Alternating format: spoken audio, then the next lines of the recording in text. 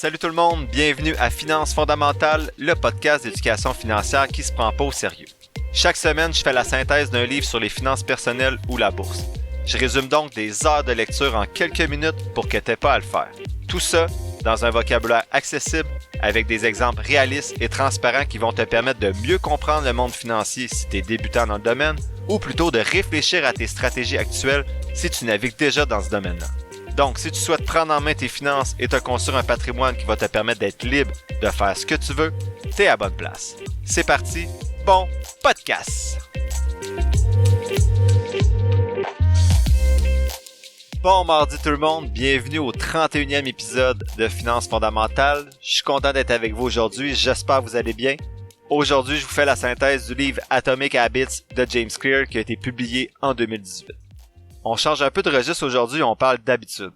D'abord, ça rejoint un petit peu mon expertise scientifique sur les habitudes de vie, mais ça change aussi le mal de place parce qu'on va aborder un peu les finances sous un angle différent. Vous inquiétez pas, même si on change d'angle, puis que le titre du livre ne le suggère pas, il y a toutefois un lien direct entre ce qui est abordé dans ce livre-là et les finances. On le voit d'ailleurs dans la citation suivante, « Habits are the compound interest of self-improvement ». Donc, les habitudes sont le rendement composé du développement de soi, du développement personnel. Comme quoi, les intérêts composés, les rendements composés sont partout.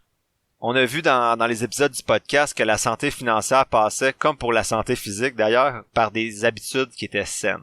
C'est cependant pas toujours facile de changer ses habitudes. Je suis bien content de faire ce résumé-là aujourd'hui parce que j'ai lu le livre il y a environ 2 ans, 1 an et demi, 2 ans, et à l'époque, ça avait apporté des gros changements dans plusieurs de mes habitudes personnelles. De replonger dedans aujourd'hui, ça me permet de réfléchir à nouveau aux 3 habitudes que je souhaitais améliorer à l'époque. Je garde ça secret, bien sûr, il y a plein de mystères dans ce podcast-là. Je vais pas vous partager mes 3 habitudes parce qu'il y en a une des 3 que j'ai pas réussi encore. Donc, Atomic Habits, c'est le guide pour rompre avec les mauvaises habitudes puis en adopter de nouvelles, en fait, qui sont plus adéquates ou qui répondent mieux à nos objectifs et tout ça en 4 étapes. Le livre montre que les petites habitudes quotidiennes se transforment finalement en changements massifs et positifs avec le temps. C'est vraiment un livre exceptionnel que je recommande à tout le monde, même s'il n'est pas particulièrement sur les finances, il englobe beaucoup plus que ça. Donc James Clear, l'auteur, quand il était au lycée, il a reçu un bâton de baseball dans le visage, il a eu le nez cassé, des gonflements cérébraux dangereux, des yeux disloqués, des fractures, puis son rétablissement a pris plusieurs mois. Donc pour relancer sa carrière de joueur de baseball, il n'a pas eu d'autre choix que de s'appuyer sur la force des petits progrès, des petits changements. Finalement, ces bonnes habitudes, ces petits changements progressifs lui ont permis de redevenir un joueur de baseball élite et de faire partie de l'équipe toute étoile américaine au niveau universitaire, donc bravo. Aujourd'hui, c'est l'un des chercheurs, auteurs les plus populaires dans le domaine des habitudes. Il touche des millions de personnes grâce à son blog jamesclear.com. Son premier livre, Atomic Habits, est désormais le guide de référence sur le sujet et est rapidement devenu un best-seller au New York Times.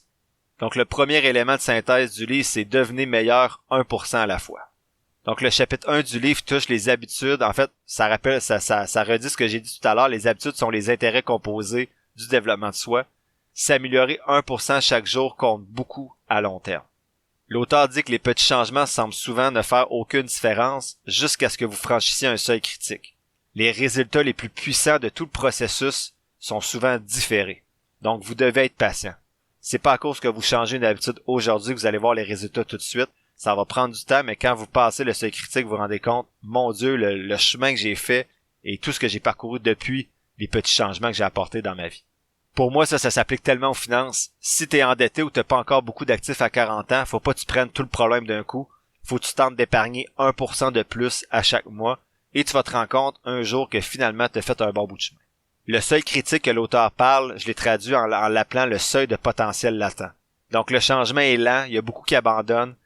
Si tu vas courir tous les jours pendant 1 mois, tu verras pas tant des grands changements au niveau de ton physique, peut-être au niveau de tes performances, parce que quand on commence à courir au début, les progrès sont rapides. Par contre, si tu cours pendant 10 ans, oui, clairement, tu vas voir les changements de façon assez éloquente.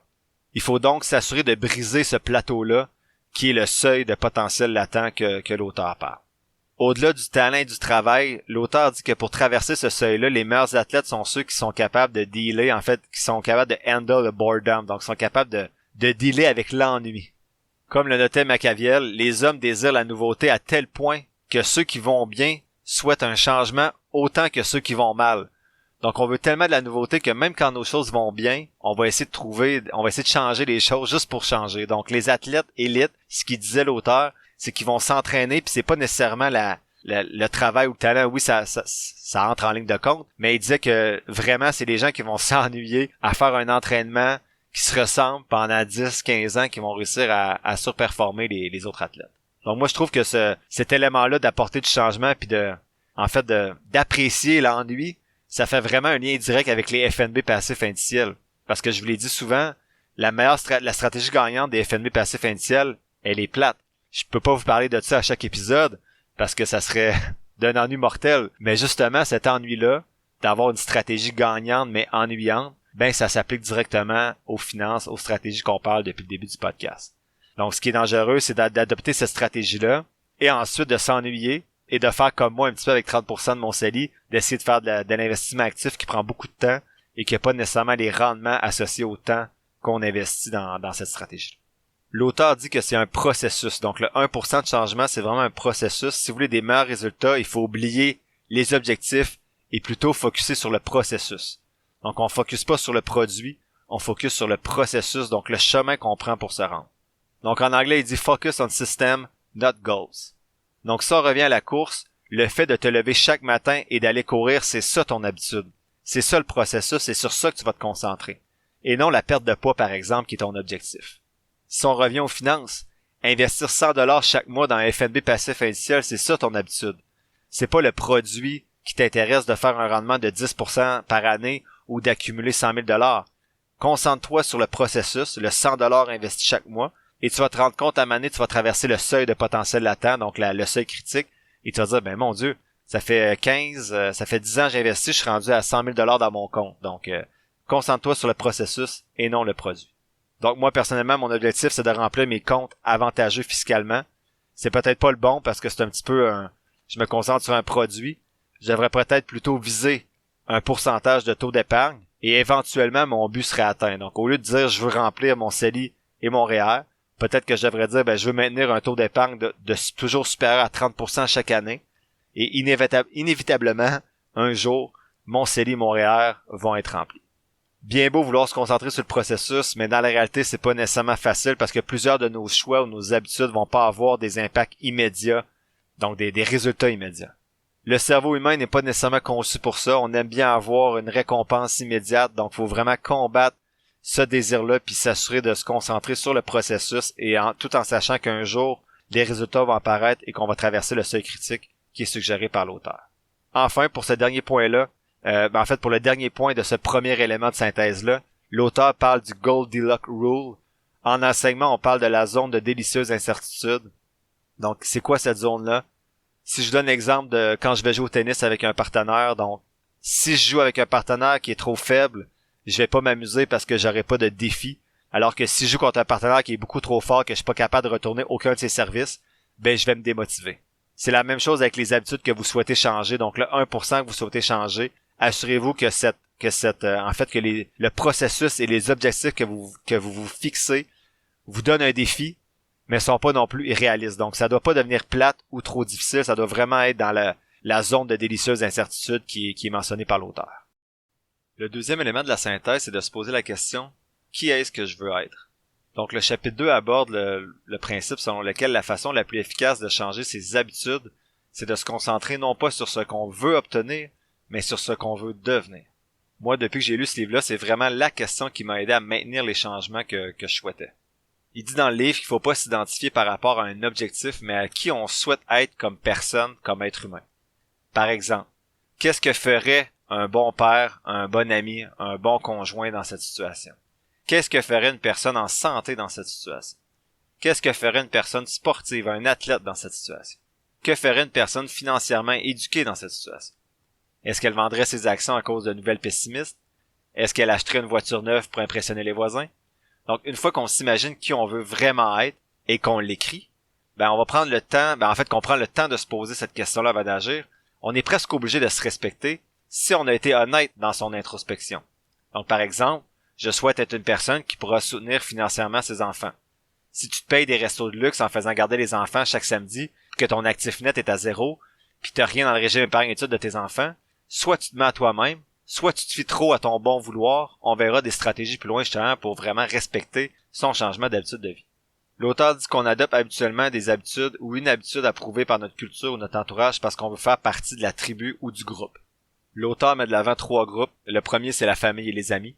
Le deuxième, c'est ce qu'il appelle the many, donc les plusieurs, on va être accepté par la masse. Et le dernier, c'est the powerful, donc le pouvoir, on va être accepté par ceux qui ont du prestige ou du pouvoir. James Clear dit que chaque action que vous faites est un vote pour le type de personne que vous voulez être.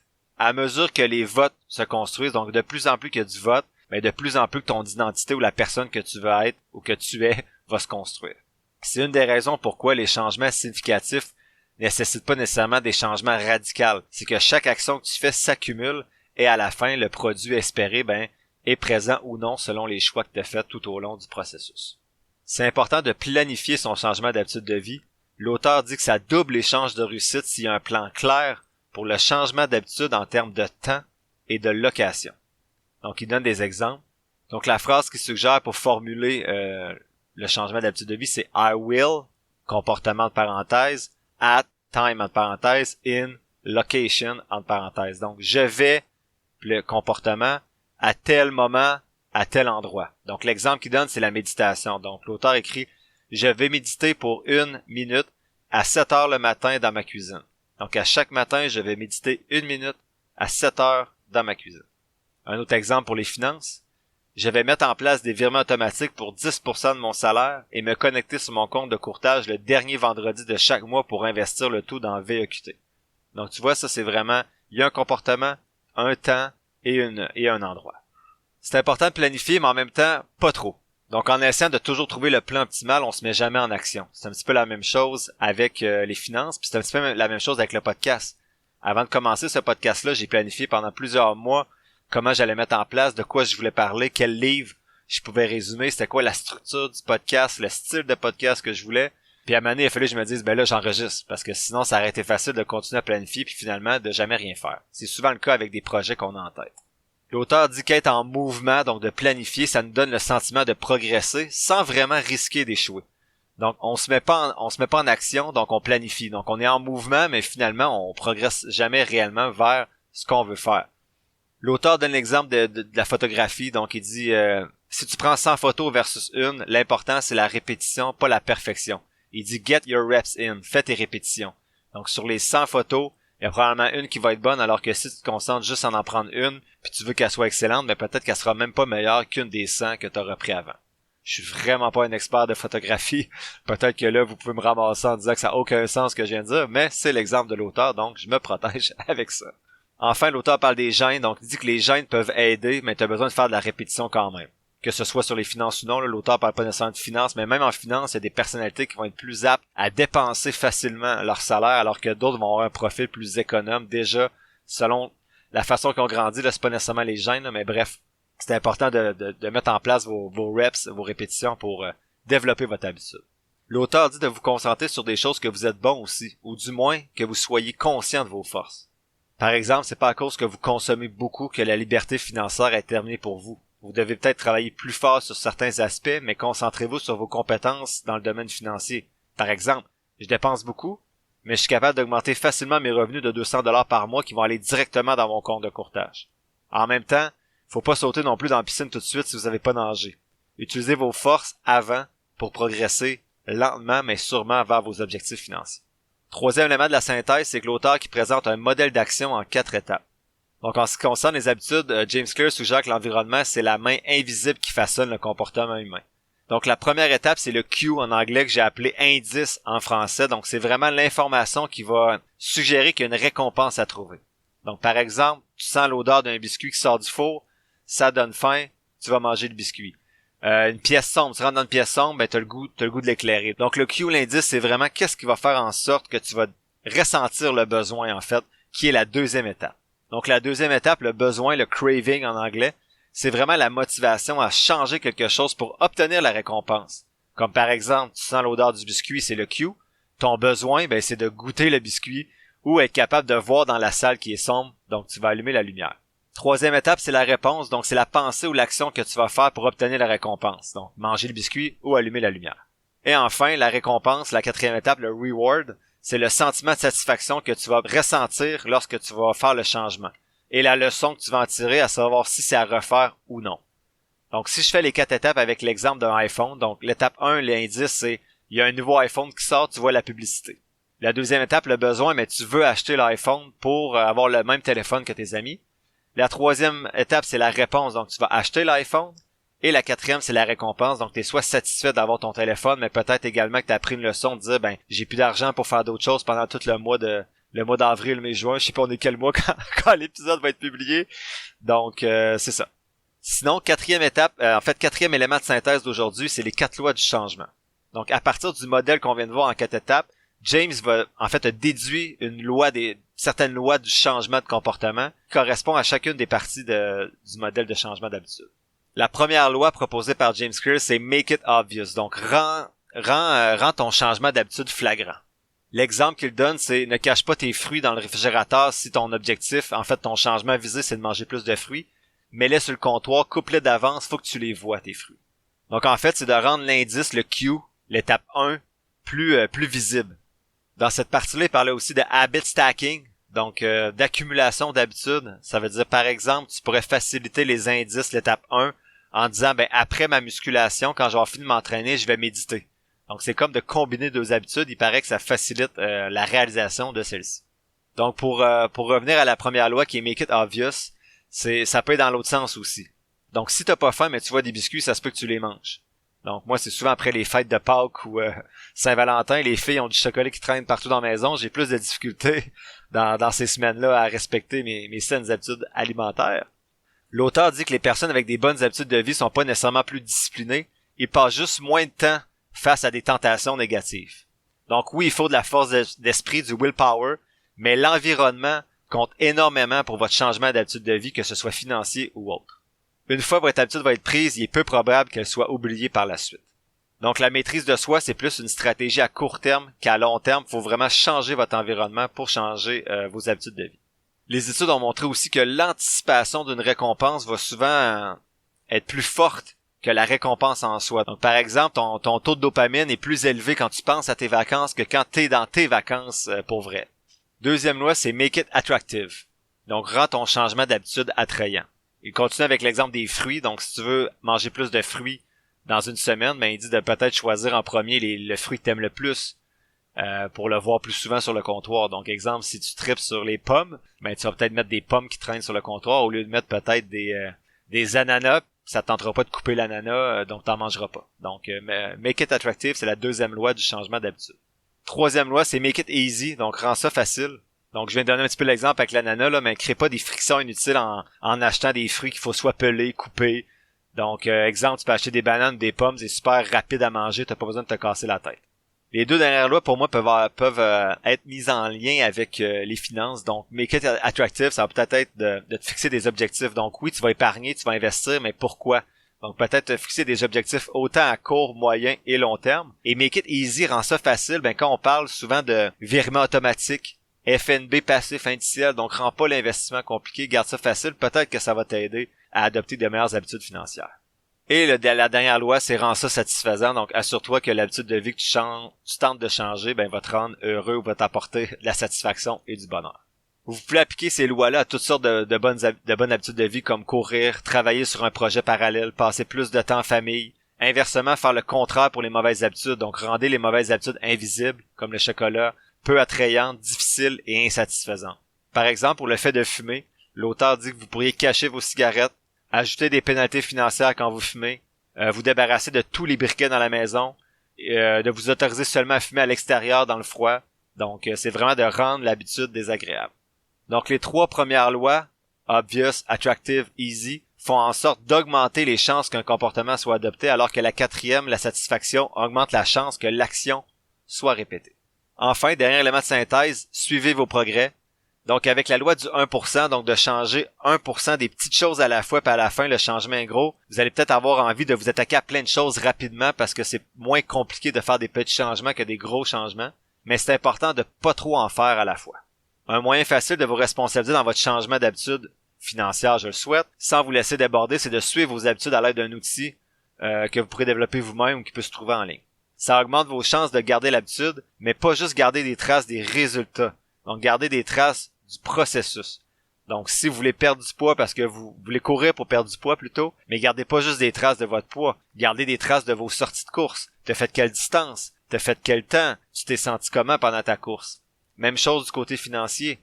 Prends pas juste des traces sur tes rendements, prends des traces également sur ton taux d'épargne. Comment t'as réussi à investir? Comment t'as augmenté ton taux d'épargne? Quelle est la croissance de ton taux d'épargne depuis que t'as commencé ton changement d'habitude de vie? Quand je dis habitude de vie, j'aurais dû dire habitude financière plutôt.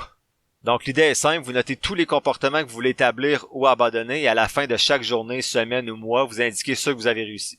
Ça peut se faire sur une application, un journal, un fichier Excel, une feuille en papier, ça c'est à votre discrétion.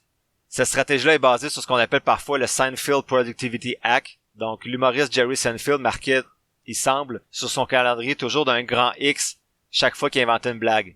Donc rapidement, son objectif a été de pas briser la chaîne. Donc chaque jour qu'il inventait une blague, il mettait un X. Donc sa motivation, ça a été, je veux pas briser ma chaîne de, exemple, de 80 jours de suite avec une blague. Donc il travaillait fort pour mettre un X à chaque jour. Donc c'est une stratégie simple, mais qui est efficace pour vous aider à prendre de bonnes habitudes.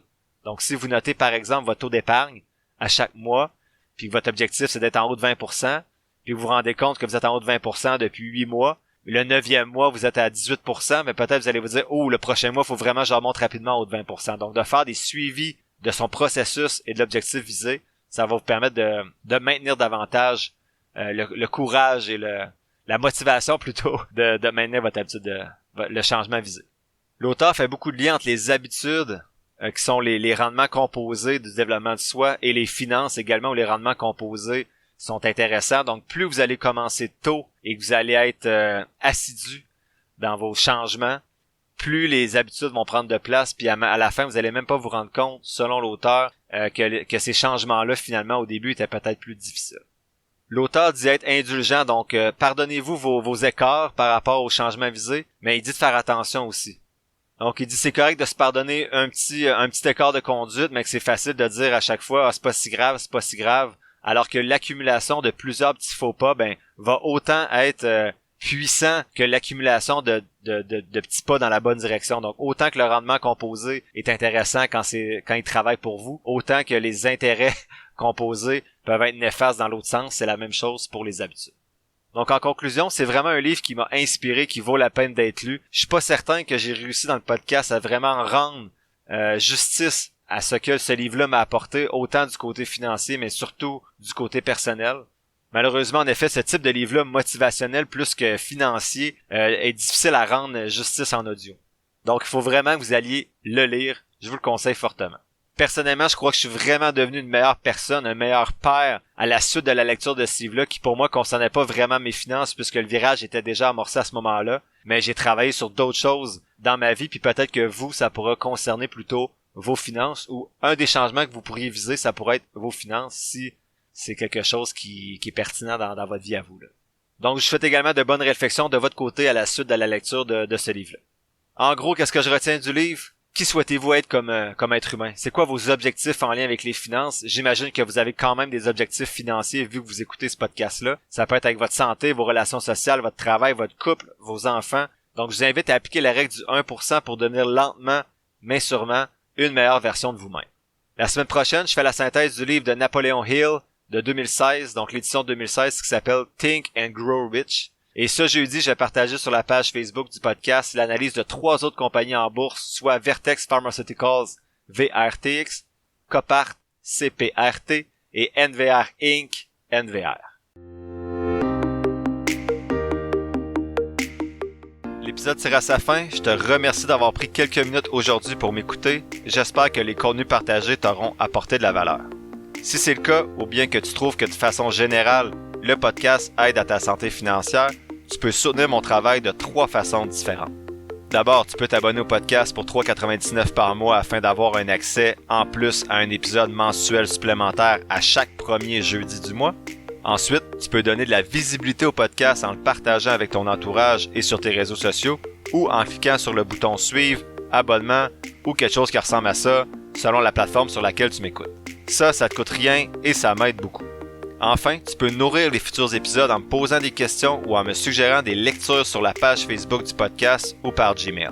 Toutes les informations sont quelque part dans la description de l'épisode. Je t'invite justement à t'abonner à la page Facebook du podcast pour avoir accès chaque semaine à l'image synthèse des épisodes et également à l'analyse des compagnies en bourse que j'effectue à l'aide de ma stratégie d'analyse fondamentale. N'oublie pas que je suis pas un expert, prends donc jamais ce que je dis pour du cash, fais toujours tes propres recherches. Sur ce, merci encore pour ton écoute et on se voit dans le prochain épisode de Finances fondamentales.